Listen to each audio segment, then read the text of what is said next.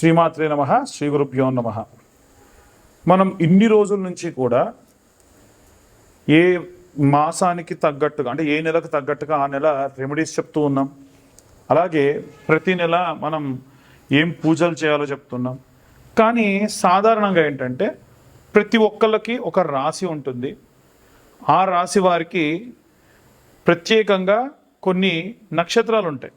ఉదాహరణకు నాది తులారాశి. మరి తులారాశిలో నా నక్షత్రం ఏంటి అంటే స్వాతి నక్షత్రం.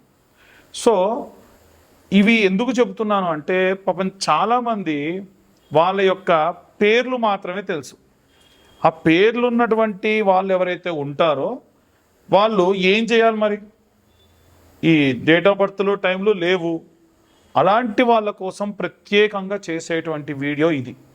దయచేసి ఈ వీడియో ప్రతి రాశికి సంబంధించి ఏ గ్రహ సంచారం ఉంటుంది, వాళ్ళ అక్షరాలు ఏముంటాయి, ఏ పేరుతో స్టార్ట్ అవుతుంది అనేది చెబుతూ ప్రత్యేకంగా వాళ్ళు ఏ రెమెడీస్ చేసుకోవాలి, లైఫ్ టైం వాళ్ళు ఈ రెమెడీస్ చేసుకోవడం అనేది వారికి సహాయంగా ఉంటుంది అనేటువంటి విషయాన్ని చెబుతా. అయితే ఇవన్నీ కూడా గోచారానికి సంబంధించినవి మాత్రమే. ఎట్టి పరిస్థితుల్లో మీ పర్సనల్ జాతకం వేరు. మీ పర్సనల్ జాతక రీత్యా మీది పక్కాగా ఇదే నక్షత్రం అయితే మీరు ఆ నక్షత్రానికి తగ్గటువంటి రెమెడీస్ చేసుకోవచ్చు గ్రహ సంచారాన్ని బట్టి.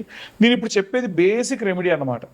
కాబట్టి లేదండి నాకు పూర్తి జాతకం కావాలి, నా పేరేంటి, డేట్ ఆఫ్ బర్త్ ఏంటి, టైం ఏంటి కావాలి అనుకున్న వాళ్ళు ఎవరైనా సరే 2025 రూపాయలు కడితే వాళ్ళకి పూర్తి జాతకం ఇస్తా. మళ్ళీ నేను నా మాట మీద నిలబడుతున్నా. ఎవరైతే జాతకం చెప్పించుకుంటారో వాళ్ళకి ఈ యొక్క జ్వాలాముఖి మాలని ఫ్రీగా ఇస్తున్నా. అది కేవలం మన ఛానల్ సబ్స్క్రైబర్స్కి మాత్రమే. ఎట్టి పరిస్థితులలో ఈ వీడియో ఎవరైతే చూస్తున్నారో వాళ్ళు నాకు వీడియో షేర్ చేసి 2025 రూపాయలు కట్టి జాతకం చెప్పించుకుంటే వాళ్ళకి ఈ జ్వాలాముఖి మాల ఇస్తా. మేము చెప్పేటువంటి ఈ యొక్క వీడియోలో ఉన్న ఇన్ఫర్మేషన్ ఇన్ఫర్మేటివ్గా అనిపిస్తే ఇంకొంతమందికి షేర్ చేయండి. వీలైతే ఈ వీడియో మీకు నచ్చితే లైక్ చేయండి. ఇప్పటి వరకు మా ఛానల్ని సబ్స్క్రైబ్ చేసుకోకపోతే సబ్స్క్రైబ్ చేసుకోండి. దానివల్ల ఏంటంటే మా ఛానల్ నడిపే వాళ్ళకు కూడా కాస్త బూస్టింగ్ వస్తుంది, ఇంకా ఇంకా డెవలప్ అవుతారు. మీ దాకా ఈ యొక్క వీడియోస్ తీసుకురావడానికి మా వంతు మేము కూడా ఎన్నో రకాల పరిశోధనలు చేసి కృషి చేసి మంచి మంచి వీడియోస్ మంచి మంచి రెమెడీస్ మీ దాకా తెప్పిస్తాం. తదుపరి తులారాశి. తులారాశి వారికి సంబంధించి చిత్తా నక్షత్రం 2, 3 పాదాలు, చిత్తా నక్షత్రానికి సంబంధించి 3, 4 పాదాలు, అలాగే స్వాతి నక్షత్రం 1, 2, 3, 4 పాదాలు, విశాఖ నక్షత్రం 1, 2, 3 పాదాలు. దీంట్లో 2 ద్విపాద నక్షత్రాలు, 1 త్రిపాద నక్షత్రం ఉంది. తులారాశి అంటేనే మేనేజ్ చేయడం, ప్రాపర్గా మేనేజ్ చేస్తారు. ఈ చిత్తా నక్షత్రానికి సంబంధించి 3వ పాదానికి రా అనే అక్షరం, 4వ పాదానికి రి అనే అక్షరం. ఈ పేర్లతో ఎవరైతే ఉంటారో వారిది చిత్తా నక్షత్రం 3, 4 పాదాల కింద పరిగణలోకి తీసుకోవాలి. అలాగే స్వాతి నక్షత్రం 1వ పాదానికి రు, 2వ పాదానికి రే, 3వ పాదానికి రో, 4వ పాదానికి తా అనే అక్షరం. కాబట్టి రేవత్ అని కానీ, రూపేష్ అని కానీ, రోహన్ అని కానీ అలా తాతో స్టార్ట్ అయ్యేటువంటి పేర్లు ఏవైనా ఉంటే అవి స్వాతి నక్షత్రానికి పరిగణలోకి తీసుకోవాలి. విశాఖ నక్షత్రం 1, 2, 3, 4 పాదాలు ఏవైతే ఉన్నాయో 1వ పాదం తి అనే అక్షరం, 2వ పాదం తు అనే అక్షరం, 4వ పాదం తే అనే అక్షరంతో ప్రారంభమవుతుంది. ఈ యొక్క తులారాశి వారికి సంబంధించి ఈ చిత్తా నక్షత్రానికి సంబంధించి ఇందాకటి రాశిలో కూడా మనం చెప్పుకున్నాం. నేత్రదానం, చనిపోయిన తర్వాతకి నేత్రదానం చేయడం ఈ రాశి వారికి మంచిది. అలాగే ఎవరైతే చేనేత చేస్తూ ఉంటారో వారు చేసేటువంటి చేనేత వాళ్ళకి కాస్త భోజనాదులు ఏవైనా సహాయం చేస్తే మంచిది. అలాగే చేనేత చేసేటువంటి వాళ్ళు కాకుండా వాళ్ళు చేసిన వస్తువులు కనుక మీరు కొని ఇంకెవరికన్నా బ్రాహ్మణోత్తములకు దానం చేసినా మంచిది. అలాగే ఎవరైనా కళాకారులు, గానం చేసేటువంటి వాళ్ళు, వేదం చదివేటువంటి వాళ్ళు, అలాగే గణిత విధులు చేసేటువంటి వాళ్ళు, అంటే మీ యొక్క లెక్కల మాస్టర్ లాంటి వాళ్ళు ఎవరైనా కనిపించి ఏమైనా ఇబ్బందుల్లో ఉంటే వారికి మీరు తోచిన సహాయం చేస్తే ఈ చిత్తా నక్షత్రం వారికి మంచిది.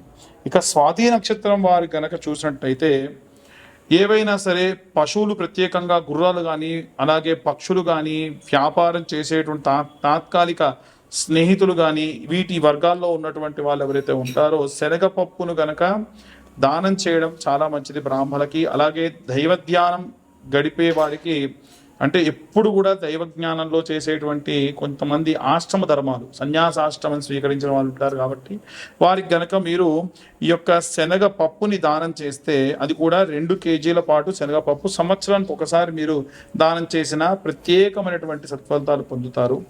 ముఖ్యంగా ఈ స్వాతి నక్షత్రం వారికి సంబంధించి లక్ష్మీ నరసింహస్వామి యొక్క దేవాలయానికి సంబంధించిన దర్శనం సంవత్సరంలో ఒక్కసారన్నా చేసుకుంటే మంచిది. విశాఖ నక్షత్రం వారికి సంబంధించి ఎప్పుడూ కూడా అగ్నిని వీళ్ళు కాళ్ళతో తొక్కకూడదు. వీళ్ళే కదా ఎవరు తొక్కకూడదు, వీళ్ళు అసలు తొక్కకూడదు. విశాఖ నక్షత్రమే అగ్నితత్వ నక్షత్రం, సుబ్రహ్మణ్యేశ్వర స్వామి సంభావిత నక్షత్రం. అగ్నిని నోటితో ఊదకూడదు కూడా. నోట్లో ఉన్న తుప్పిర్లు పోయి పడితే కూడా అదొక దోషమే. అలాగే అగ్ని సాక్షిగా అంటే చేతిలో ఇలా సిగరెట్ పెట్టుకోనో లేకుంటే స్మోక్ చేసుకుంటున్న ఒక ప్రామిస్ లాంటివి చేసినా అది చాలా గట్టి బాండింగ్ అయిపోయి మీకు చాలా ఇబ్బంది పడుతుంది. అలాగే శనగలు పెసళ్ళు దానం చేయడం బ్రాహ్మణులకి మంచిది. ఎలా అయినా సరే ఎర్ర చేమంతి, కాంచనము, గన్నేరు పూలతో గనక మీరు సుబ్రహ్మణ్యేశ్వర స్వామికి పూజ చేయడం మంచిది. అలాగే పత్తి, శనగలు, ఫలవృక్షములు అగ్ని ఆరాధన చేసేటప్పుడు హోమంలో వేస్తారు కొన్ని రకాలైనటువంటి పళ్ళు. అందులో ప్రత్యేకంగా పత్తి గింజలు ఉంటాయి కదా, పత్తి గింజలు కొన్ని హోమాల్లో పత్తి గింజలు వేస్తారు. పత్తి గింజలు, శనగలు అంటే గురుగ్రహానికి సంబంధించిన హోమం జరిగేటప్పుడు శనగలు, ఫలవృక్షములు అంటే ఇప్పుడు మామిడి చెట్టు కొమ్మలు ఉన్నాయనుకోండి, మామిడి చెట్టు కొమ్మలు హోమంలో వేయడం మంచిది. అలాగే అగ్ని ఆరాధన చేసే సమయంలో ఇవన్నీ కూడా వేయడం మంచిది. అలాగే ఉత్తర దిశగా మందారపు, చేమంతి వగైరా చెట్లు గనక పెంచితే వీరికి చాలా బాగా కలిసి వస్తుంది విశాఖ నక్షత్రం వారికి. కాబట్టి ఈ ప్రకారంగా మీరు ప్రత్యేకంగా ఆరాధనలు చేయడం మంచిది. లక్ష్మీ నరసింహస్వామి దేవాలయం సందర్శించడం అందరూ కూడా మంచిది. అలాగే మందారము, ఎర్ర చేమంతి, కాంచన, గన్నేరు లాంటివి వాటిని కనుక హోమంలో సమర్పించడం మంచిది. అలాగే ఈ యొక్క ఉత్తర దిశగా మందారం చెట్టు కానీ చేమంతి కానీ ఏవైనా సరే పెంచితే కూడా మీకు విశేష సత్ఫలితాలు ఉంటాయి. అగ్నితోని ఎట్టి పరిస్థితుల్లో వీరు ఎటువంటి ఆటలు ఆడడం కానీ ఎటువంటి ప్రయోగాలు చేయడం కూడా మంచిది కాదు.